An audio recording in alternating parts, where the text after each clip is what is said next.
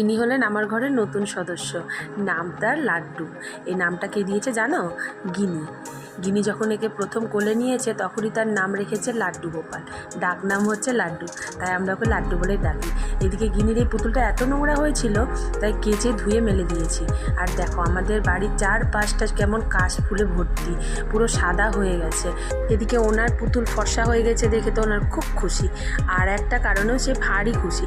চলো আগে খাবারটা খেয়ে নিই, দিয়ে বলছি কী কারণে। আজকে রান্না করেছিলাম ভাত, কাঁকরোল ভাজা, মাছের ঝোল, গিনির জন্য মাছ ভাজা, আর হচ্ছে আনারসের চাটনি। আর মেয়ের খুশির কারণ হচ্ছে এই যে দুটো ট্রলি বেরিয়ে গেছে, কারণ আমরা মালদা যাওয়ার জন্য ব্যাগ গোছাবো বলেছি, তার জন্য মেয়ে খুব খুশি। এদিকে আজকে একটা অঘটন ঘটে গেছিলো, ভাত খেতে খেতে মাছের কাঁটা মেয়ের গলায় আটকে গেছিলো, দিয়ে পুরো বমি টমি করে সে কি একাকার কাণ্ড।